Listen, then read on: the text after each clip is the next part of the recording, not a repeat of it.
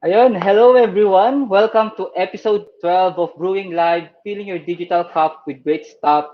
Stuff brought to you by Decaf Coffee Republic, the home of certified life coaches here in the Philippines and now going global. Our physical space is located inside Pioneer Center along Pioneer Road, corner Brixton and United Streets, Capitolio, Pasig City. Decaf Coffee Republic is open daily from 7 a.m. to 7 p.m. only because of the pandemic situation, but coaching services on demand is still 24 by 7, any time of the day and any time of the week.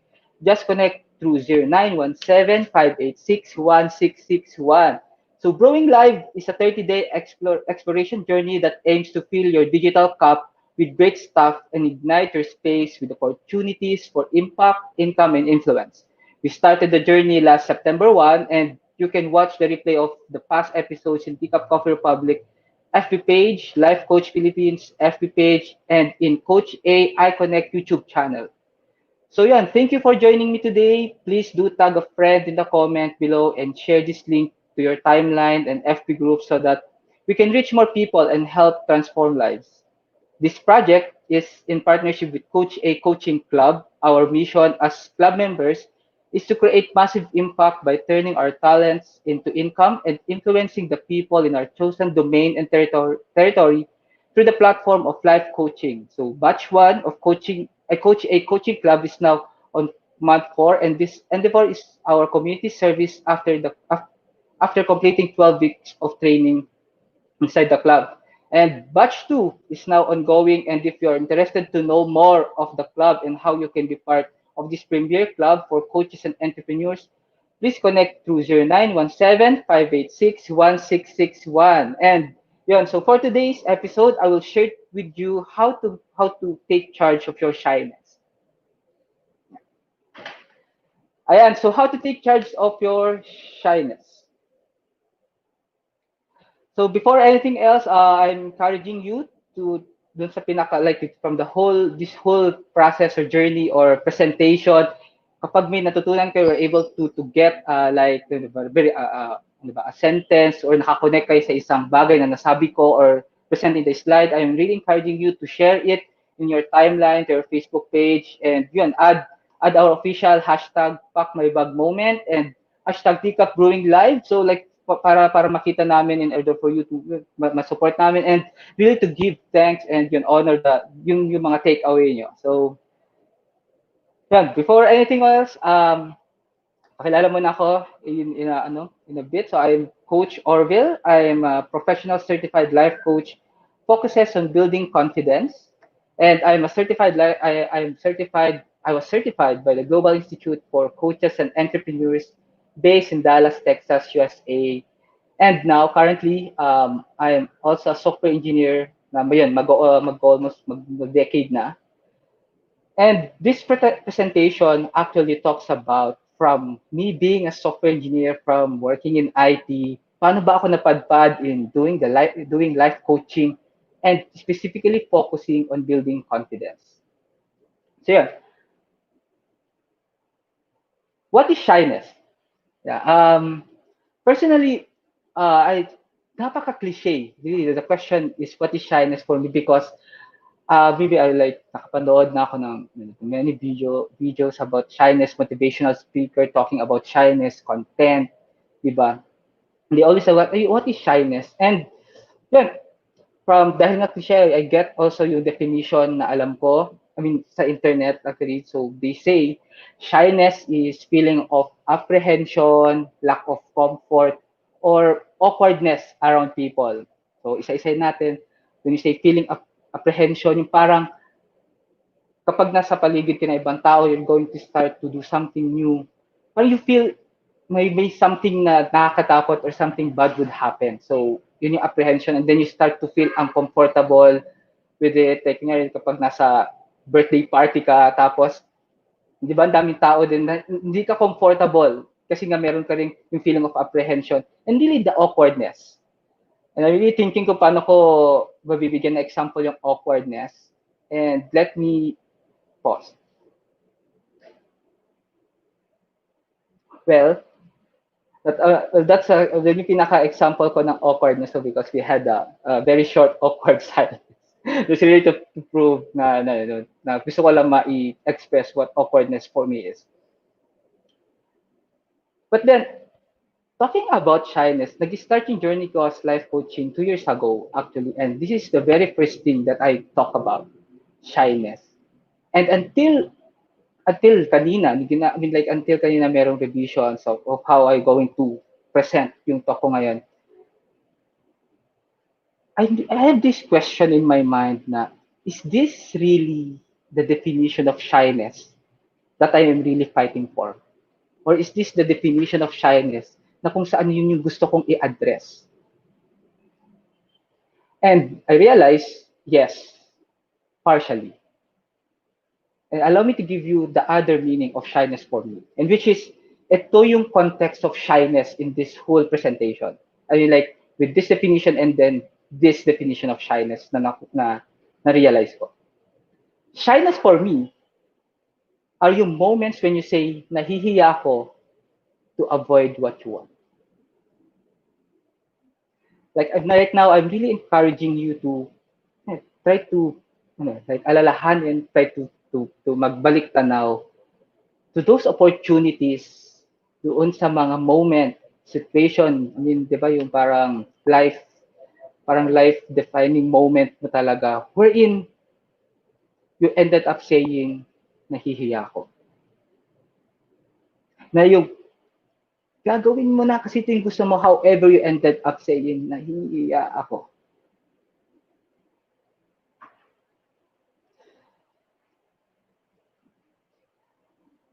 Once upon a time, you were confident.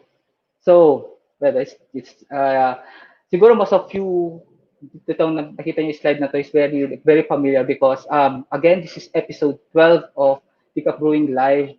And this slide, kinuha ko siya from the live run nung master coach namin, the one who certified us.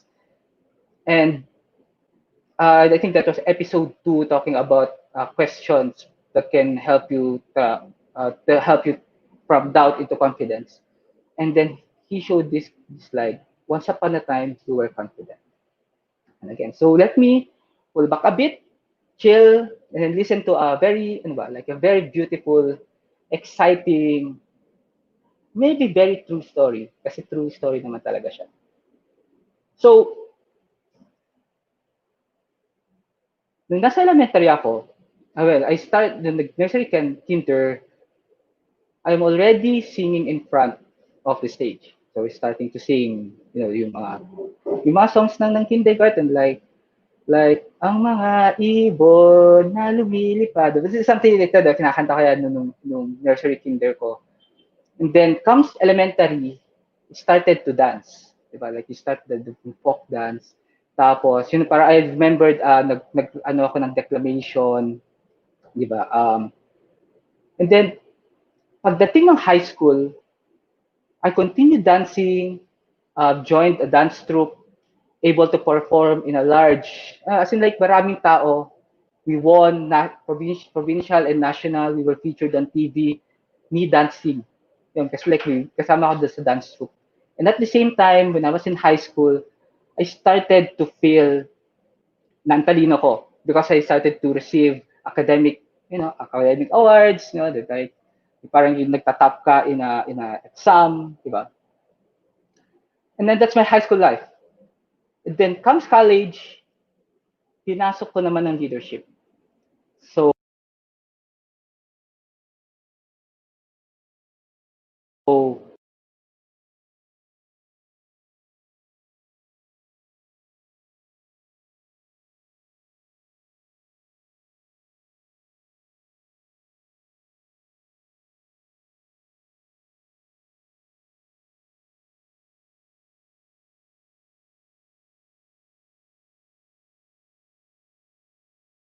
ayan. Hello?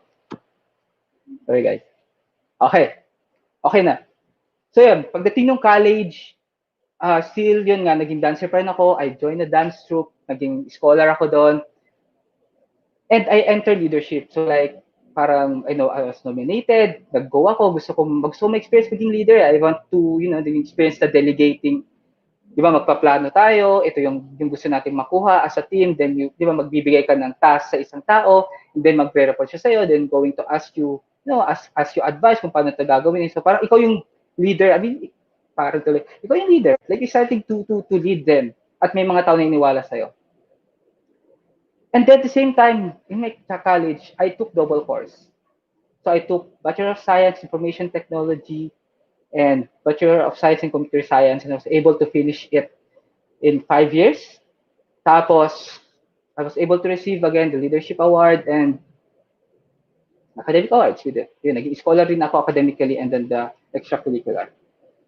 So that was my like yung buhay ko from nursery until college. And with that, I entered life coaching after, like, I graduated 2012, and then I entered life coaching 2018 with this in mind, with being hurt. Because after 2013, 14, 16, 17, 18, 19, like after 7 years pagka-graduate ko, I just realized na hindi na pala ako confident. Started to realize that there's this pain in me na I'm no longer the way I am before. Like, paano nangyari yun? No? Like, you're going to think about what happened from that beautiful story. Ako nga hanggang ngayon na-amaze ako na yung pala yun. And then, here at the moment, I entered life coaching because of the pain na bakit hindi na ako confident, bakit hindi ko na nagagawa yung bagay na yun. After graduation, pumunta ako dito sa Manila. And the mindset is really to start creating money. Diba? Like, you're to create money, and the confidence is there. And the first thing na decision na pumasok sa isip ko, then of course with help of really yung mga friends ko dati and really talking about it, of course, with my parents. The first thing na napag-decisionan ko is really to let go of dancing. Because in my mind, can dancing really bring me money? Diba? Me going to Manila, tapos kung gusto kong i-pursue yung dancing, tapos pag-create ng pera, there are a lot of people that I acknowledge better than me. And nakita ko na ang hirap ng process, pupunta yun, magko-audition, so and so. So like, hindi na sila dancing, like, focus ako with the passion that I have, which is IT. Tapos, pagdating nun, pagpasok ko sa corporate world, with the mindset na kali, di ba, like, ang galing ko, graduate ako with academics and then. Then reality, really, like nasupalpal ka ng reality. Let me use the term like nasupalpal. Because I saw na what I did in college or what I achieved in college, hindi lang pala ako yung naka-achieve ng ganun. All I thought that I'm so intelligent, nakala ko like ito na, like this is really my talent, I am on really good in doing this one. But soon you realize na marami kayo na magagaling. Marami kayo na ganun yung level. And then the very painful realization nung mga panahon na yun is that all I thought I was so extraordinary. And then nakita ko the competition and then the great people, in IT, the intelligent one, the confident one, the one who can talk, the one who can lead. I was like, tumatak sa napaka-typical ko pala. Like, it's just like a normal. Like what I achieved past way is like, very typical lang. At dito na build yung like a mindset na if I really need to do something significant, I really need to level it up above average kung ano yung expectation ng mga tao sa paligid ko. Like, if I'm going to create maybe a program or I'm going to present a product, I should present something na mapapawaw yung mga magagaling. Yun yung like, please take note, as in like ganun yung wordings na nasa utak ko. And kapag hindi ko nagawa yon at hindi ko nakipicture na magagawa ko yung bagay na yon, then I start to say, sorry, nahiya ako. Sorry, nahiya ako. So, if you're like you are connecting with the story, comment below. Like hindi ko siya nakikita ngayon, but after the talk, I'll get back to you. Yun, really to read your comments. So life coaching helped me really yun, to make me realize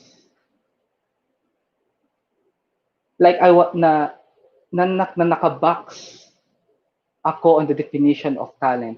Na when someone is doing the same thing na ginagawa mo, nakala mo talent mo at nakita mo na mas magaling siya sa'yo, it's no longer your talent. And it's a very, very strong narrative in my head that make all my yung mga succeeding decision making affected. And now I'm going to present to you the four steps. All the learnings that I've learned, maybe like since nag-start ng life coaching and right now, the first step that's still guiding me to take charge of this shyness. Itong hiya, the limiting belief na meron ako. I'm just going to share it to you right now. So, ayun, stay with me. Comment lang kayo. Comment lang kayo kung like, like you have questions. Yun, again, the official hashtag, pack my bag moment. Kung may na-realize kayo sa kwento na yan. And di ka, isang official hashtag. Okay.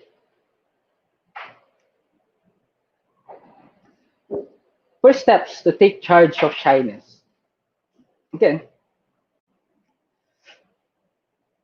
yung pinaka-first step to take charge of our shyness, when we start to care less of what others think. Okay, just hold it a bit and let me elaborate this one. Care less of what others think and start to care more of who you are, what you believe, and what you value.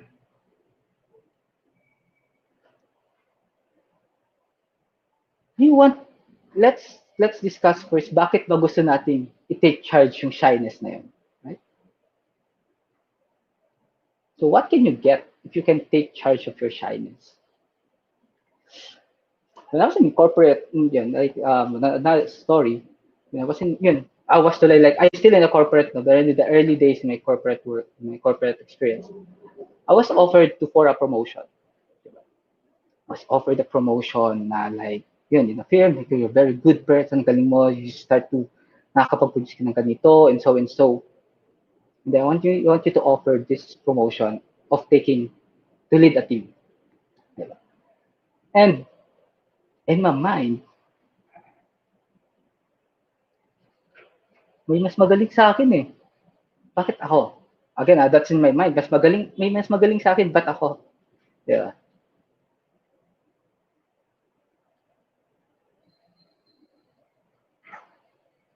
Tapos, the conversation ended up me not taking the offer. Like sabi ko, I'm more on, I'm comfortable with what I do. I think mag-grow pa ako dito and so, like the leading is not really for me. Like those stuff, the typical way to you reply if ayaw mo siya. But then it ended up, pag-alis after the conversation, going up sa room, yung like you start convincing yourself, hindi talaga sa akin yun, hindi talaga sa akin, like, hindi talaga siya sa akin. Pero deep inside that yung pag-convince mo hindi para siya sa akin is in order for you to soothe the undeniable pain that you felt because you deserve that. It's just that we are, well, just at that moment, I like caring too much of what others could think.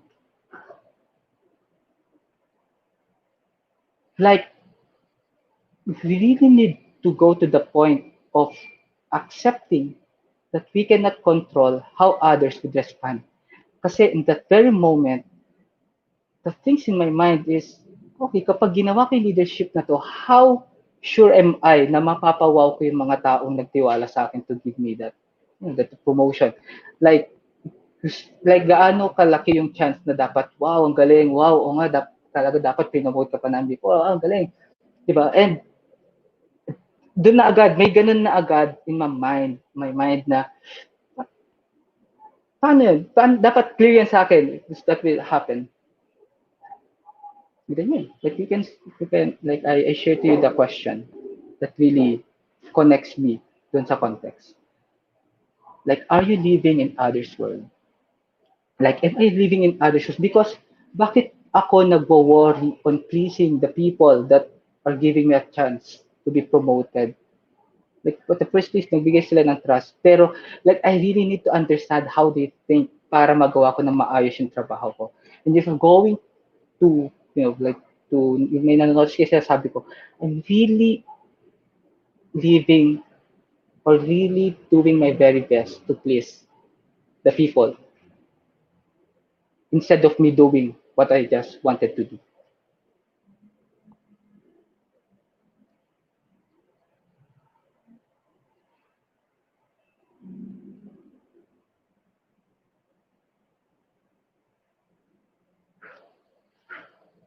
Careless of what others think is the start of caring more of who you are.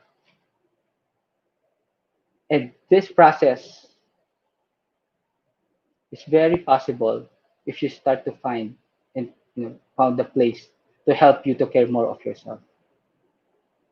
Bringing you now in the realization na you start to care more of yourself, intindihin mo kung ano ba yung gusto mo talagang gawin, what are you really valuing, bakit ko ba gusto i-overcome yung shyness na sinasabi ko lagi. Does need a community. Community or people that can support and celebrate what you wanted to do. Even though you feel na napaka-random ng bagay na nun, even though you feel na alam mong hindi ikaw yung pinakamagaling kapag gagawin mo yung bagay na yun, find a place for you to start to care more of yourself. Community matters. Community matters. Step number 2, have a growth mindset. Diba? Like, once upon a time, you were confident because once upon a time, you have a growth mindset. There's nothing permanent except change. Most of the time, diba, like yan, alam natin to eh, like maybe most of you really believe that naturally, alam nyo, diba, it's a natural law, ika nga, that there's nothing permanent except change. However, if we are, we are literally, like naturally, we are really growing eh. But then, when we start to entertain, diba, like the limiting mindset, and then we start to say, nakakahiya, it's a form of resistance wherein the pain or uncomfortability is coming from.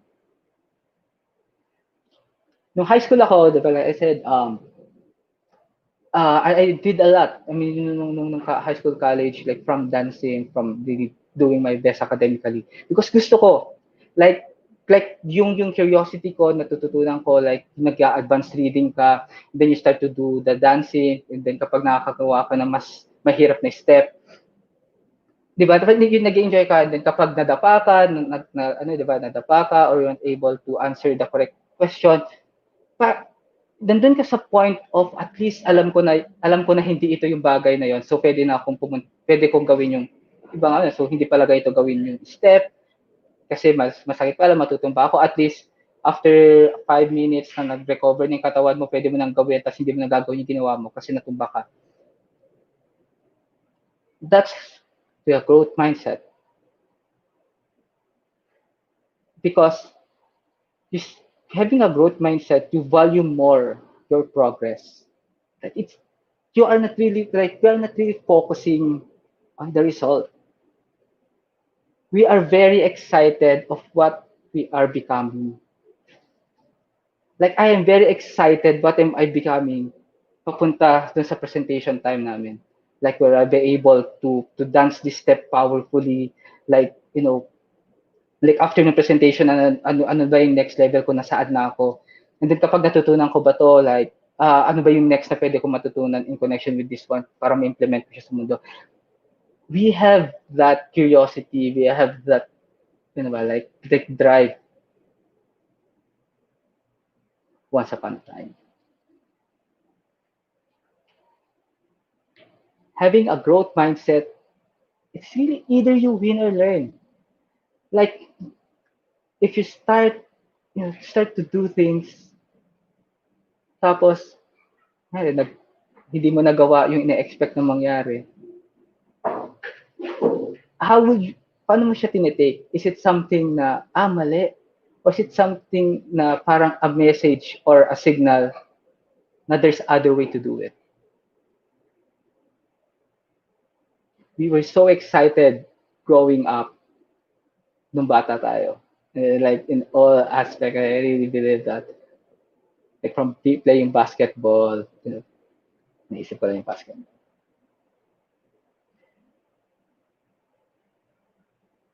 That's the growth mindset. Shyness is a form of resistance. Growth. And that is kung saan nanggagaling yung pain na nafe-feel natin and very uncomfortable talaga. Na you start to think,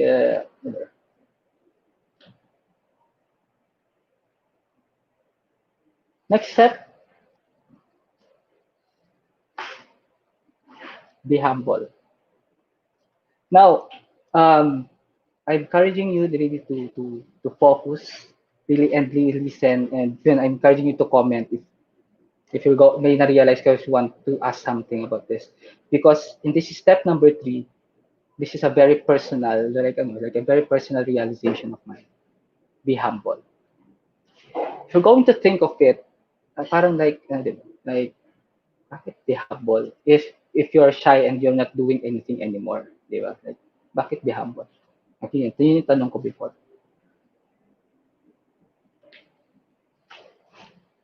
Shyness doesn't correlate with humility. Oh, di ba? Shyness doesn't correlate with humility. Saan siya nanggaling? Being working in a corporate world, maybe along the way, you start to crack the code of how can you thrive, di ba? Doon sa space of we work in the corporate. Like, di ba, alam mo na so kailangan mo pag yung boss, maybe in some cases, so you do your work, and then ito yung gusto ng specific boss, papasok mo siya, and so. Chance doesn't correlate with humility. Dumating ako sa point wherein I was being affirmed by saying na, buti pa tong si Orville, hindi umiimik, pero nakakapag-produce ng output. Like, I keep receiving yung ganong, ano tawag doon, ganong affirmation. And going back dun sa mga moment na yun. Dahil masarap sa feeling, dahil na-compliment ka, na-create ko yung image of, or the mindset of, oh well, okay lang na nahihiya ako, at least I'm tagged as humble. Diba? It's a very funny thing kapag iniisip ko nga ngayon. Yeah. All I thought, of course, maybe some of you might relate na the more na we don't talk, diba? Like the more we are talk, we don't talk, we don't express. It shows something na parang you're watching from the art, if you're observant, ganyan, and then, there's a cool definition of being observant, tapos parang you're full of wisdom and so and so. Ganun siya na picture. That, going back dun sa moment ang kinento ko, hindi naman sa humble ako, just nahiya ako, mayroon akong gustong sabihin.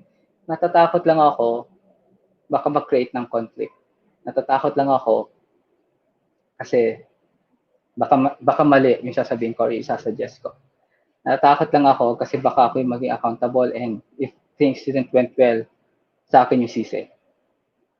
Like, I'm a good executor. Like, I love coding. Sabi ko nga, like, give me the problem, I can code it. But then, in finding the problem, in analyzing the problem, creating, defining the problem, I seldom talk before. Parang ganun. Because hindi sa I'm humble, pero nahiya lang pala akong sabihin.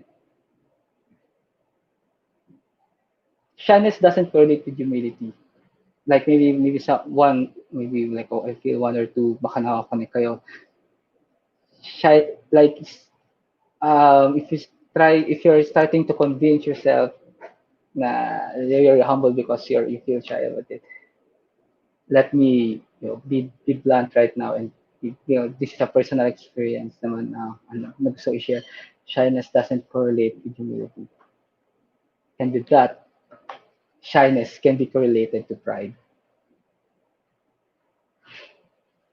Ayaw mo magkamali, ayoko magkamali. I was tagged. I'm getting affirmation of being like this. Okay naman na ako. Ayoko magmukhang bago. Ayoko magmukhang noob. It's a typical thing, di ba? Ayoko yan.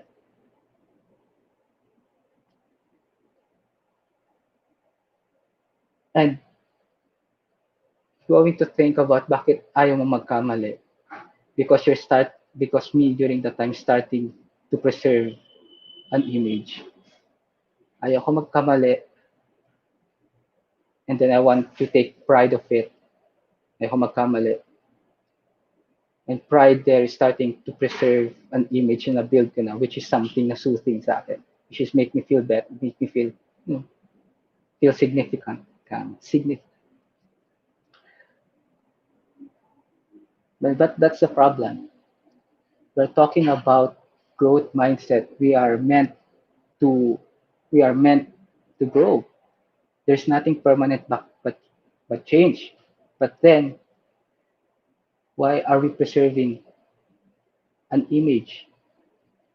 Why are we trying to, you know, why are we trying to hide the flaws, the possible flaws, diba? Well,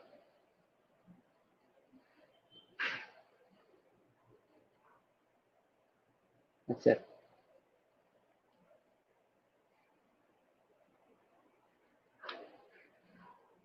And because of that ego, because of that pride, and you start to feel nahihiya ako, kahit na alam na natin kailangan na natin ng tulong, kahit alam na natin kailangan na natin ng tulong, what is already imprint in our mind, in my mind at the time is the thing, because the pride, parang you need to overcome things on your own. But I want to share to you, part of growing is asking for help. Because when the moment you start to ask for help, magpapamentor ka, magpapaturo, and really like to be vulnerable and to tell na ito yung problem ko, is the start of growth. So going back yung mga panahon na you feel confident in doing things, nagpaturo ka. Someone, like you were like, very excited to learn new things.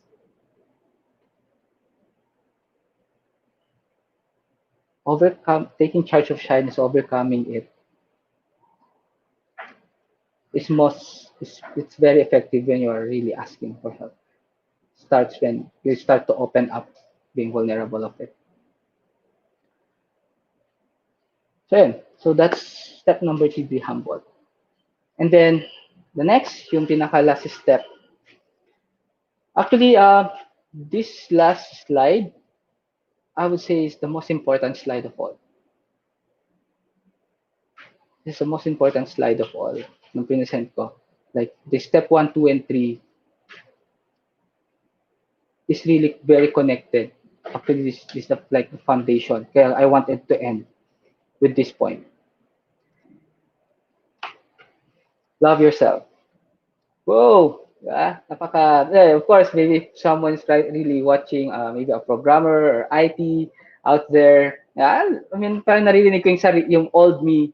Kunyari nanonood ako, pinapanood ko yung sarili ko. I really hear my old me saying, napaka-cliche, love yourself.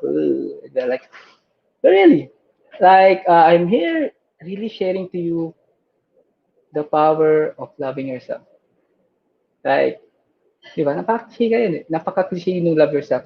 Actually, aside sa parang, hindi, sorry, the term is cliche at the same time, nagki-cringe ako noon. Kaya say, love yourself. Say, love, something. So, tapos,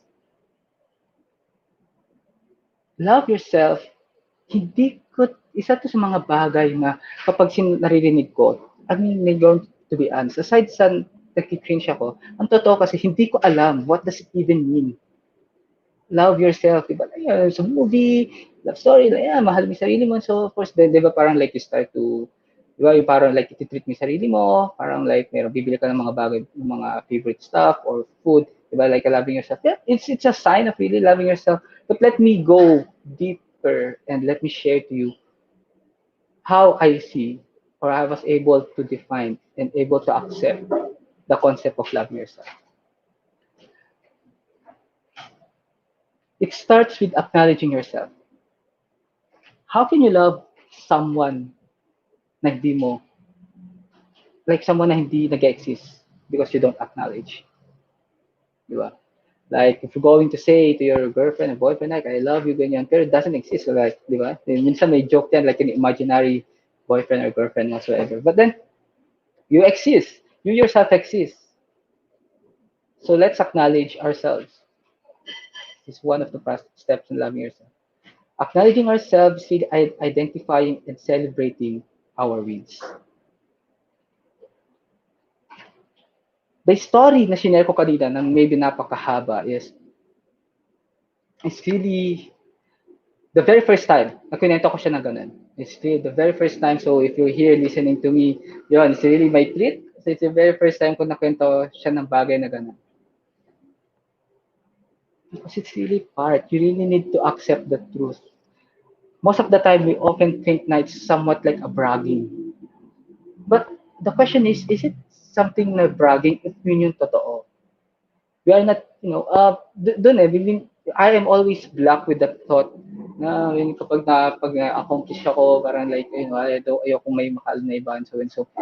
I mean, of course, maybe that's a personal choice, but what I'm trying to point out is acknowledge and really celebrate that because that is true. It happened and that is you.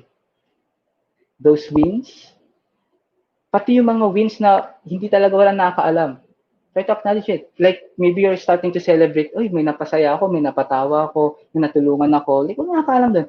Really try to acknowledge. And then, after acknowledging yourself, nakita mo, dami kong panalo. Ito pala yun, ganito pala yung story kong ganda palang galing. Masaya.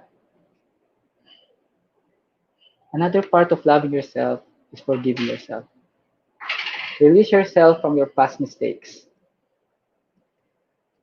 I have this toolkit na yun. Of course, we life coaches are still studying. I mean, right now, so this is really part of growth. And one of the things I'm learning that I learned is the word guilt. Talking about guilt. So how is it connected? Most of the time, nahihiya tayong gawin yung isang bagay because you can relate it to a past mistake. Nare-relate mo yung bagay na gusto mong gawin. Yung kunyari, like maybe you start to want to give a talk. Gusto mo mag-FB live. Pero maybe somewhere before, may mali kang nagawa regarding of doing it. Release yourself from that past mistake if you consider it a mistake. Because first of all, you learned something. And second, it happened. Like we can't do anything. Like, well, what is true is now. Again, before on the honest, it is not an overnight, of course. Right? Hindi siya like, hindi niya parang like, ginamit ngayon, biglang okay na. What I'm telling you is, really start thinking of this past mistake and really, like, release. Wala na tayong magagawa, it happened. And start appreciating yung mga natutunan mo sa past mistakes na yun. Because, after all, you are, kung ano ka ngayon is the product of the product ka ng mga panalo mo, product ka ng mga learnings mo, product ka ng situation, the mistakes na happened, and what you are right now. And I want to tell you this, that you are perfectly, you are enough. That's that's you. And what matters, buhay ka, and you have time, you have another chance today, tomorrow.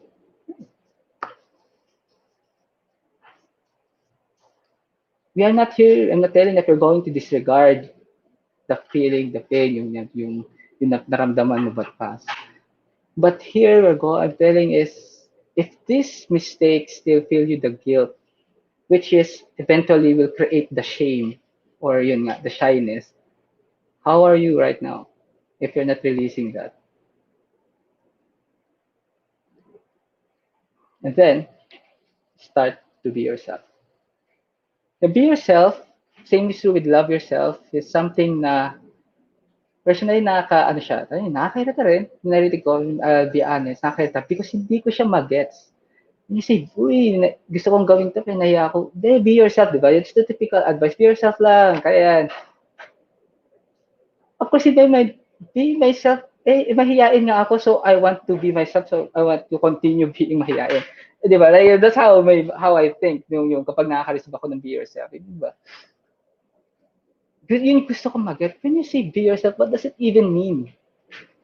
And then, right now, I'm showing to you the best definition of be yourself that I got. Like I mean, like yan, sa buong buhay ko, I mean, this is the very beautiful definition of being yourself. It really makes me think ko. Being yourself is not hurting yourself. When you start to do negative self-talk, when you start to tolerate things that keeps you being hurt, when you start to, if you start and continue hindering yourself, kung ano yung mga gusto mong dapat gawin, what do you feel? Are you being yourself? Talents are meant to be nurtured.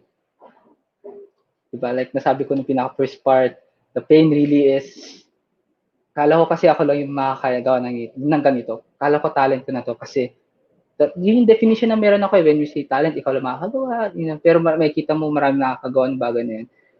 Then let me give you this definition. Talent is meant to be nurtured. Binigay siya sa atin ng Diyos, it was a gift for us to use, and it's our responsibility to nurture, to improve, and to master it. But how can you master, nurture someone or something if you're hurting it? If you start to slowly disregarding that gift and talent because nakita mo may mas magaling dun sa bagay niya.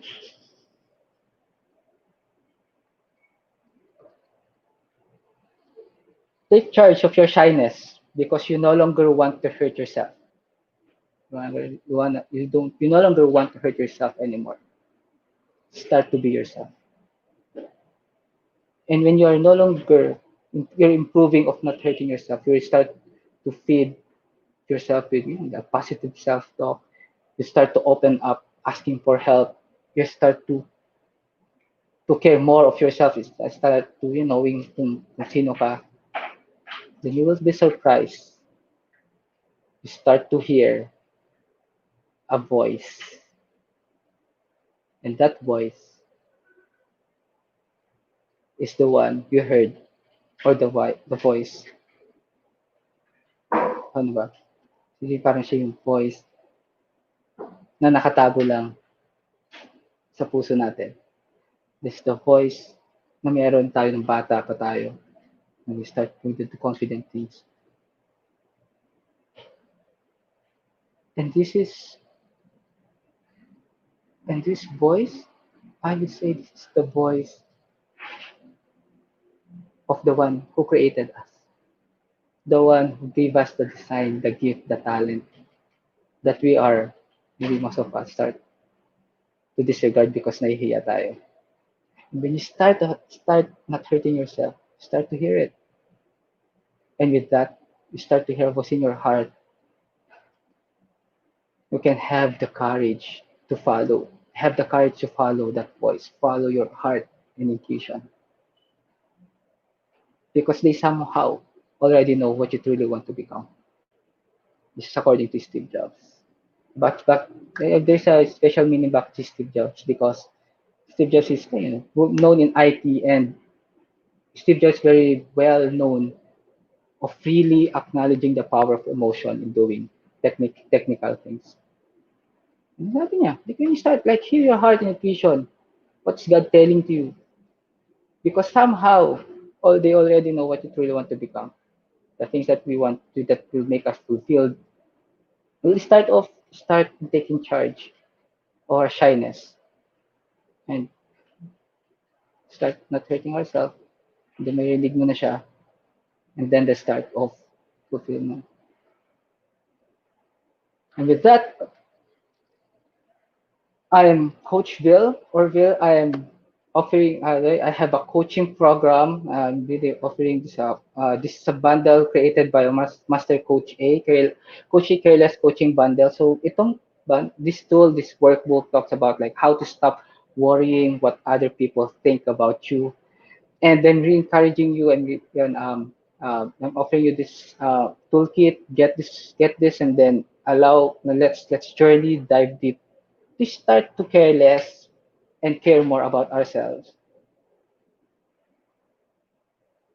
Start to regain our confidence, because once upon a time you were confident. Once upon a time you have a growth mindset. Once upon a time you have a dream, and take action now for you to live authentically confident ever after. So thank you, everyone. So in behalf of Decaf Coffee Republic and Coach A Coaching Club, we want to thank you all for being part of this journey, and we look forward to welcome you as part of our thriving tribe of coaches and entrepreneurs. Love, bam, boom. Love, bam, boom. Bye-bye.